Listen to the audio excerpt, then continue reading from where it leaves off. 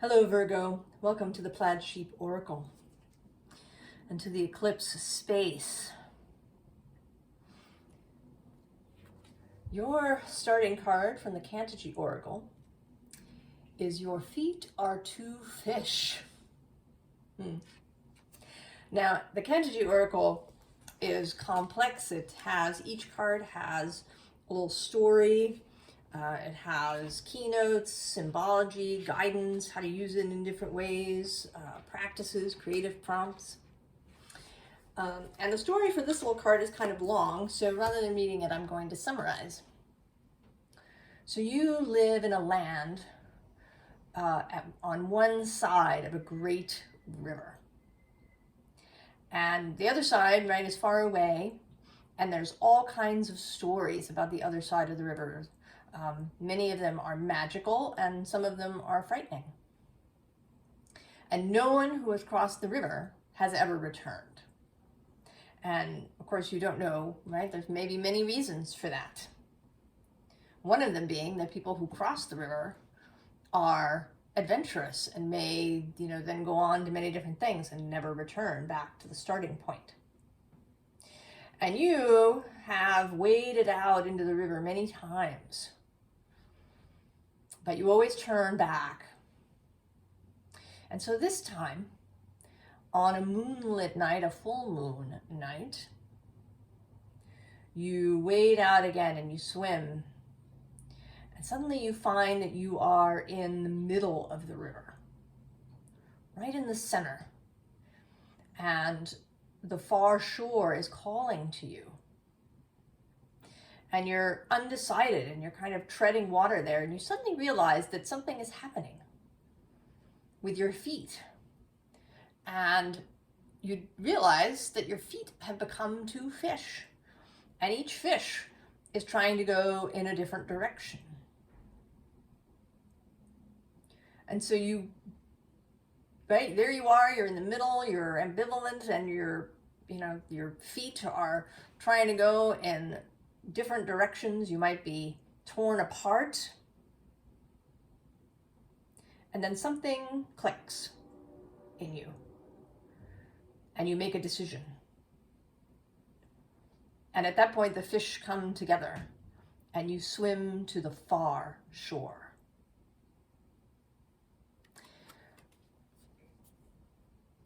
So this is about adventure, about taking chances, about making decisions. You kind of can't sit on the fence for a long time. But it also has a lot to do, of course, with Pisces and these two fish trying to head in opposite directions. Pisces, the sign across from you.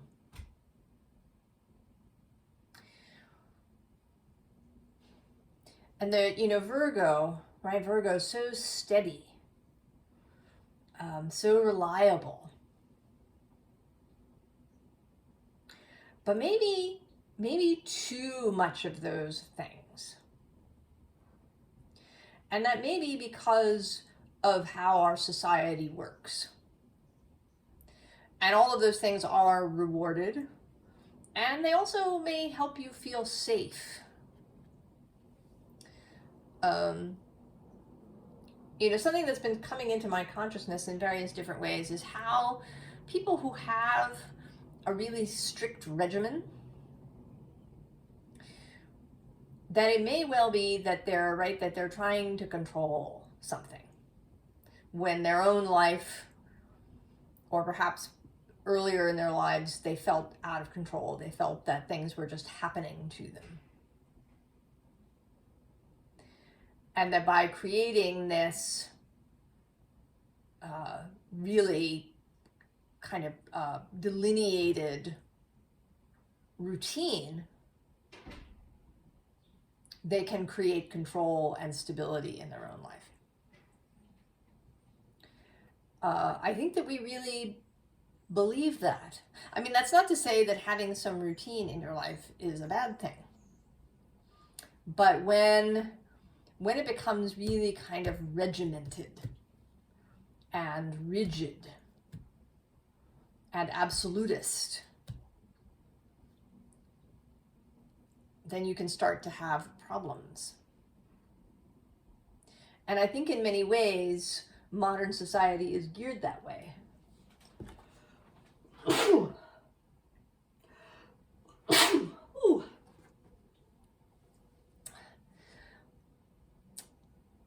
So how do we find a more balanced state of Virgo for you? And it may be reaching out towards that Piscean side.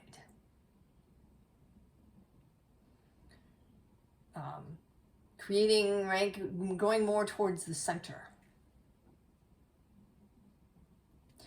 Now the underlying card is the setting sun sings the song of unmaking. Every day is new. And if it's too regimented, you may never be able to perceive that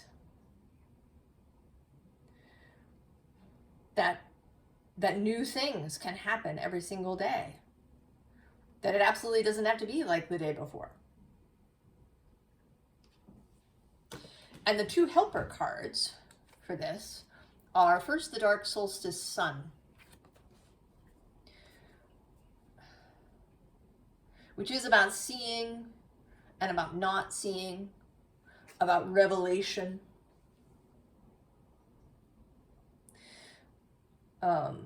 The bottom of the deck is actually the exploding star, which is the halfway point. This deck has 52 cards, like 52 weeks in the year.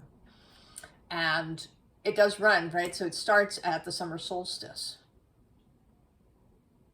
or at the winter solstice. I mean, in the book, it is the summer, and then halfway, you get this pivot point, right? Halfway is the other solstice. The ability to pivot, to change, to shift. And then below that is the infinite web.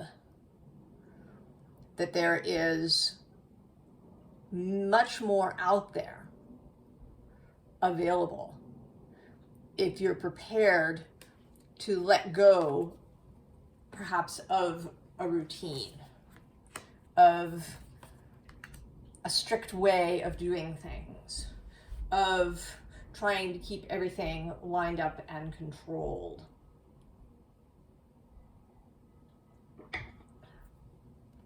The supporting deck, we have the Six of Earth. And this is very balanced. Technically, this card is associated with Taurus, but it is a very sort of Virgo-y card. It does have to do with reciprocity, with giving, with service. So there is a Virgo-ness and, sort of the particularity of Virgo. I mean, Virgo isn't necessarily about balance in the way that Libra is, right? We have these words that we use like balance. But there can be kind of different flavors of that, right? You can have balance in the sense of harmony. Like if a choir is singing, there's harmony. And you do have a kind of a balance of the different, from soprano to bass to get that harmony, but it's not, necessarily exactly equal. And it shifts and turns. And then the balance of justice can be complex. And then there's the balance that you might think of yourself as having a balanced life, because everything moves easily and in order. Right? In the inner parts of a clock, for example, right? That everything is in balance because all of the bits move as they should and the clock runs well. And I sort of think of that as a kind of Virgoan version of balance. The helper cards here are one, the Nine of Fire, which is, in this deck, a little bit about adventure. She's gone off, she's found this cave, and in the cave she's discovered these stars. And maybe she's discovered a skill of her own that she didn't know she had. Sometimes we have to meet up with something.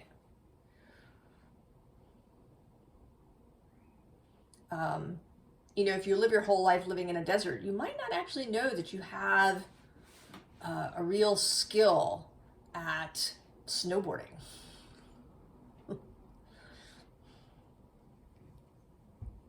Sometimes we have to encounter a thing to discover this skill.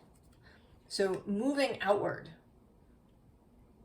into other places, pushing one's limits, doing things that are unfamiliar. And then the Three of Air, which is an uncomfortable emotional and mental state. But that sometimes that too can create revelation when we pass through an uncomfortable space, like a square in astrology. Trines can be very nice, and sometimes change can occur through a trine, through fast-moving energy, but it's more likely to happen through a square where there's tension.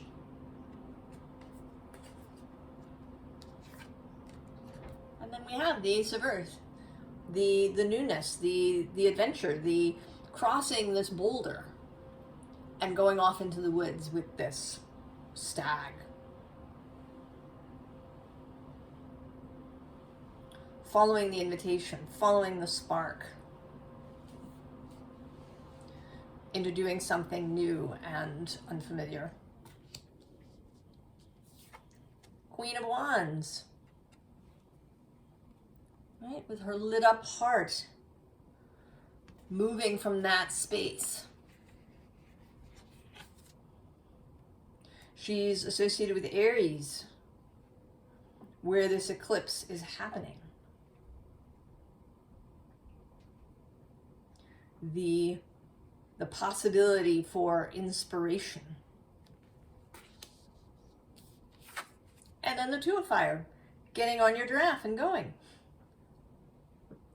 Right? These three cards kind of have all the same thing to say, just in a slightly different way.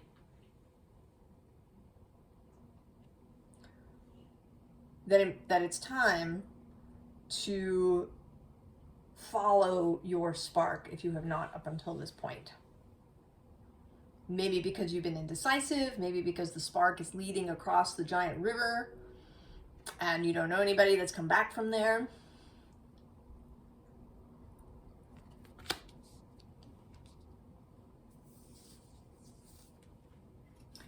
The first fairy card is Elisabeth, Moon's daughter. And she is about both illumination and about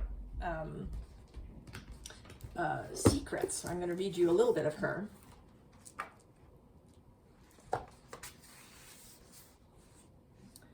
Light cast in shadows. She is the bringer of light in the darkness, yet moonlight both reveals and conceals. Her bright fairy hoofprints light the path ahead of you, guiding you through the dark. She is also one of the guides of the passages between the other worlds and this one. It is she who, with her bright light, tends the gate of revelation, showing us the way through by illumination, while her sister, Epona's wild daughter, helps us guide us through the gate of despair. Elisabeth's gate is much more fun. Fun. Go through the fun gate. And to help you do that, we have the fawn. The fawn. Right? If you've kind of been here, you're holding perfectly still so that all of these discs remain exactly where you put them. Go. Right? He hasn't got any discs. In fact, he's got uneven antlers going on. He's got butterflies hanging out there, all kinds of things. His horns probably, his antlers look different probably every day. The fawn, who runs through the woods free. And also the fairies of the future.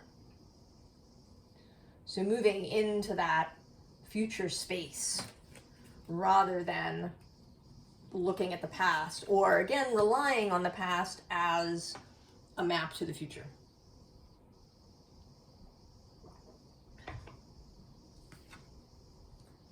Then we get, oh, actually, I'm going in the wrong order. Pardon me. Jumping ahead because they're so excited. Judgment. Something changing. Seeing something here with your reflection in the river, getting in the river and seeing something that you had not seen before. And who's your helper? You are, the hermit, with your lantern.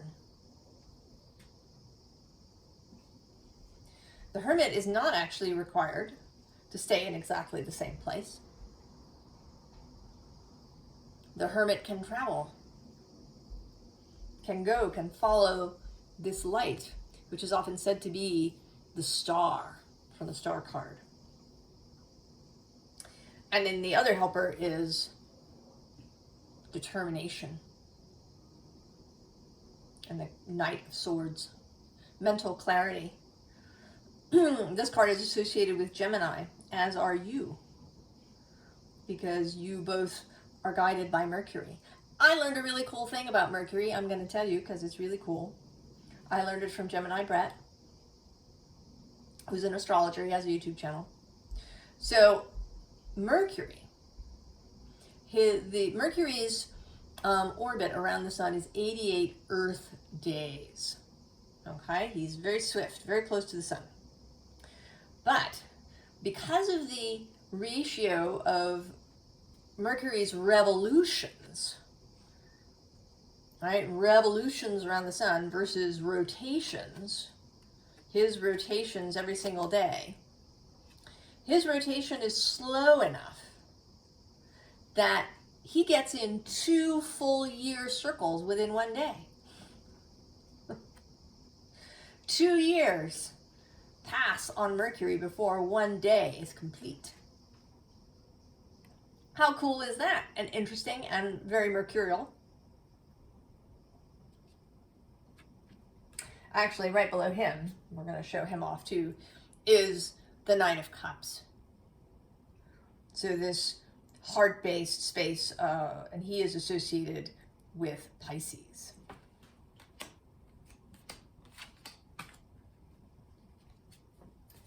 Then we have the Emperor, the other Aries card, the major arcana for Aries. And here, a very fun emperor, right? An emperor who's dancing to the music, right? This feels, you know, this is like flamenco, passionate music that you can dance to.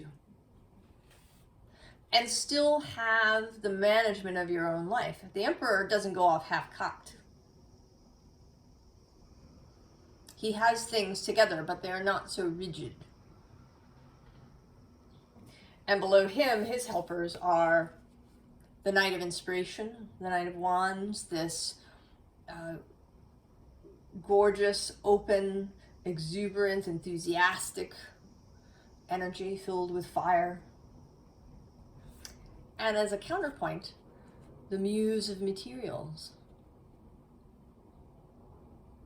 Now, these sit in the king position, but they are different, right? They are muses. They are guides and inspirations into their suit. So an inspiration into the material world. Then maybe there are particularities that you don't even know about, Virgo, that you have yet to be exposed to. And this is the willingness to go out and explore.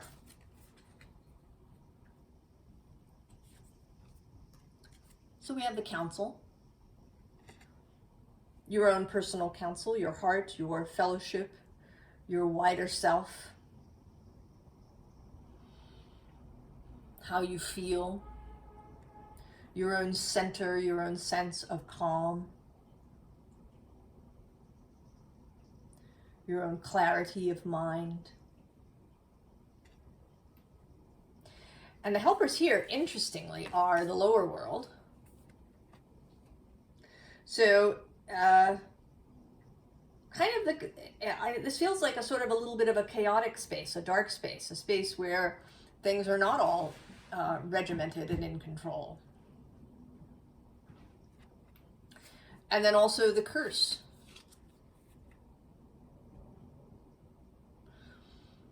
Which is another, tricksy energy. Is something a curse? Necessarily. Sometimes a thing can start as a curse, like that Three of Air, and then lead to something really amazing. And actually right below that, we have another chaotic energy, which is thunder. So there is this sense of allowing a little bit of chaos, of uncertainty, of newness, of weirdness to enter your life, Virgo. And so now the collective of pixies. And I'm going to read you a little bit of theirs too.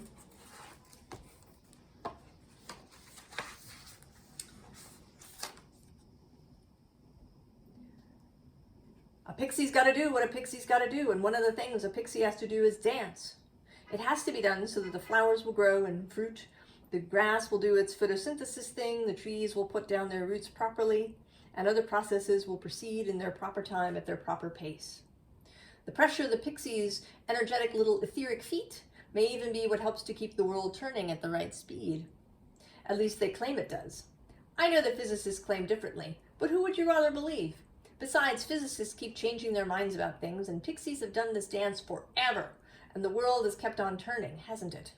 All the physicists do anyway is to explain how the pixies' dance works, not who does it.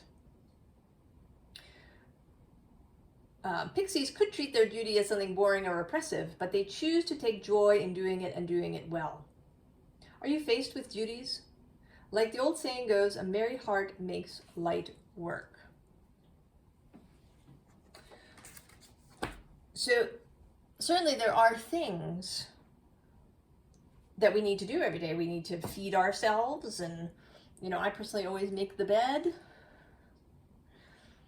There may be other people in our lives, children, pets, coworkers that we care for and provide things for. So I'm not suggesting that you leave all your responsibilities behind here, Virgo. But to do this work with a light heart. And again, not in a very rigid way, right? The pixies dance.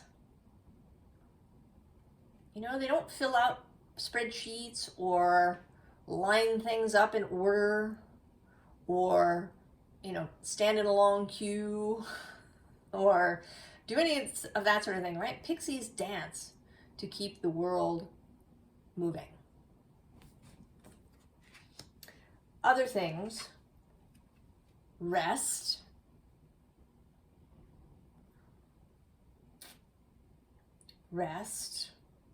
for the mind particularly, rest from stimulation.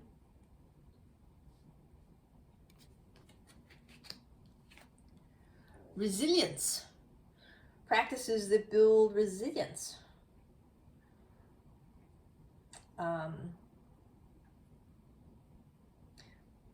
All the ways that you nourish yourself. Give yourself time to do what you really enjoy, time to relax, time to rest, time to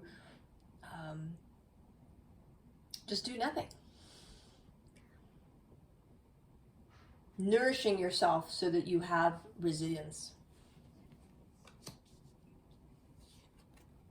And meditation or light contemplation. This could also be daydreaming of beautiful things here with this Four of Cups. Listening to music,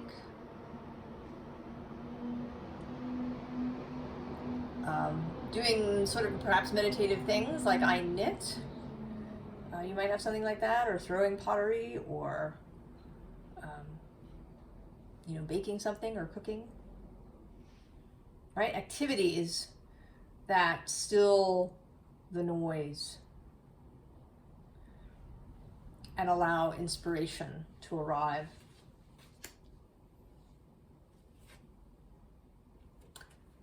The singer of the chalice. So, the chalice.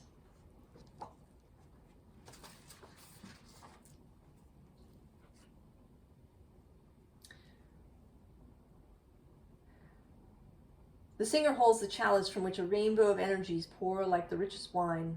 Trust, love, patience, these are things we think of having or not having. We even give ourselves credit for having them, as if we made them ourselves. And yet they are natural energies of the cosmos, which flow through the chalice and through us when we are open to them, and flow around us when we're blocking them.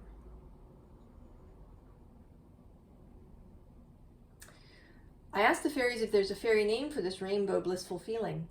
They nod, smiling, and shrug. I get an unspoken feeling that if you have the feeling, you don't need a name, and anyone who hasn't got the feeling isn't going to understand a word for it. It's just one of those things, like the mystical experience of ecstasis, that we can talk about without understanding, or we can understand and not really explain to someone who hasn't already got it. So the fairies nod, get it. I'd never seen this before, but now, just this moment, it is suddenly obvious as the fairies show me that this means we don't have to learn how to open ourselves to each of them individually. When we open our hearts and souls to unity, that energy can be focused through so many different lenses of feeling, like white light making rainbows through a prism.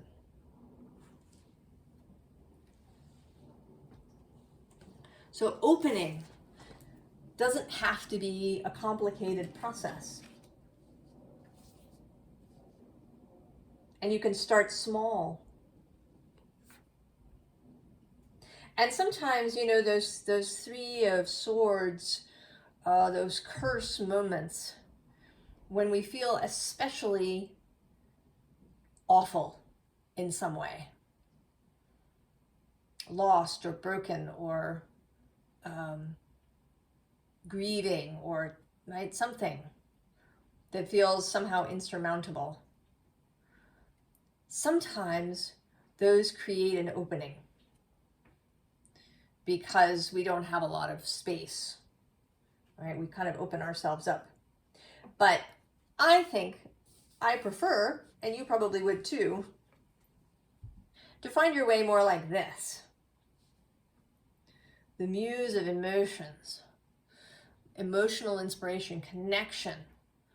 I see this as you and your wider self back to back. Making that connection. Feeling the water, drinking the nectar. Allowing that rainbow feeling from the chalice to run through you. And then you can see more clearly. I have certainly had this experience that when I've calmed myself, that then I'm able to see what I hadn't seen before. It can be very frustrating during the period right before, but we can do it over and over. And each time we learn something new and we gain more resilience and more trust. It doesn't all have to happen at once. And then we get the Queen of Voices, extra clear, extra discernment, extra intellectual ability.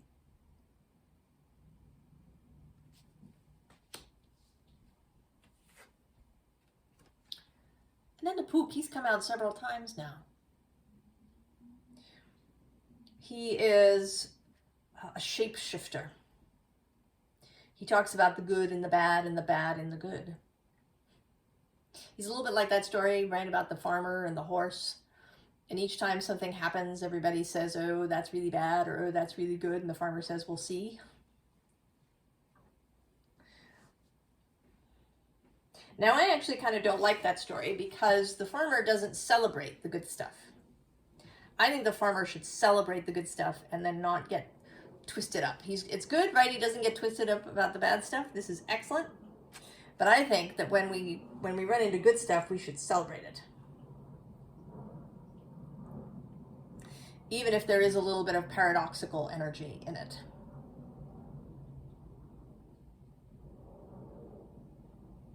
That we should open ourselves to the rainbow.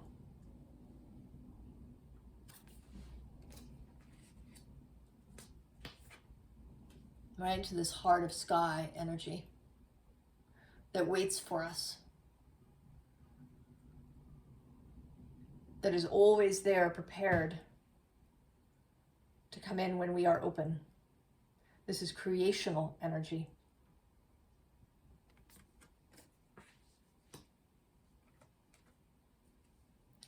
Taming the wind. Taming those crazy thoughts. And I know, Virgo, you have that Gemini, that Mercury aspect. So anxious thoughts or repeated thoughts can be a thing. But each time we can learn a little bit more about coming through the other side. Each time we go through a rough patch, we learn something new.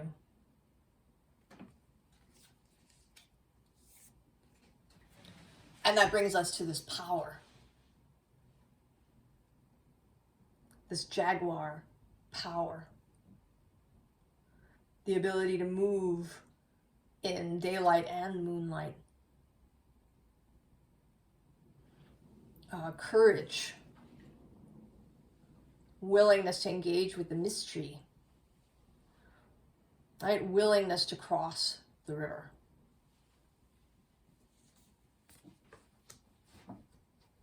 So I've been pulling a few extra cards at the end of each reading. Let's see what wants to come out for Virgo. Combined deck. Final little advice, encouragement, help, assistance for Virgo.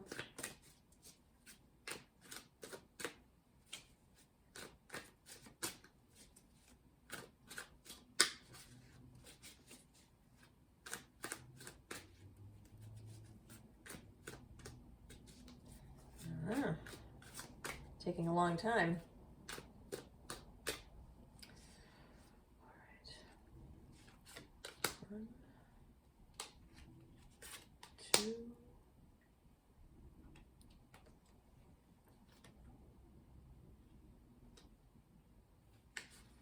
3.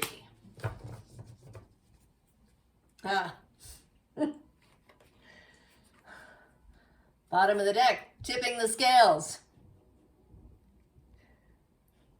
Upsetting, perhaps, the delicate balance you've built that is now a restriction. And the helper cards are the sea spirit. And she's not anchored in any way.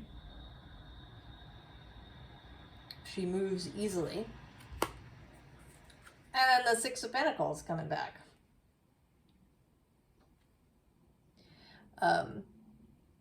And here a willingness to learn something new,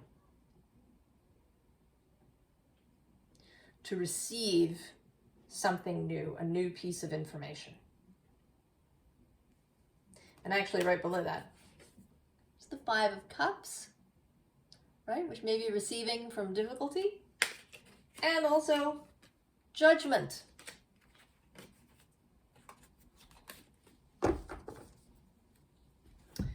So your 3 cards are, oh, well, going to the end of the earth. Just going.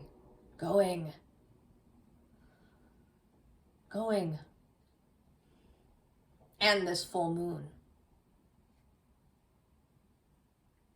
Now, another interesting thing is we have a little bit of time left before this happens. But the next set of eclipses, I think I don't know if it's I think it's by the end of 2025. I'm not sure exactly where the switch starts to happen, but we'll be in the Pisces Virgo axis, North Node in Pisces, South Node in Virgo. Maybe you're getting a jump on it. Then we have the Eight of Pentacles, the combining of inspiration and effort, making the work fun, having fun, dancing the world into being, like the Pixies. And then the Queen of Swords, once more.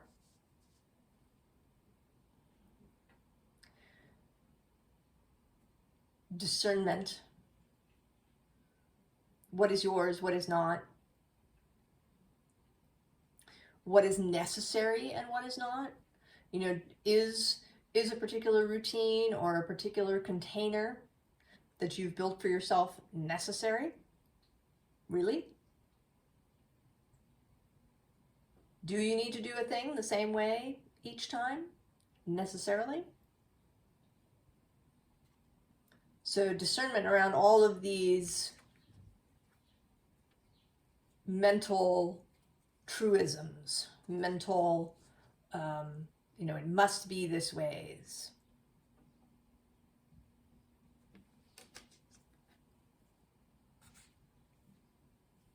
Cross the river, Virgo.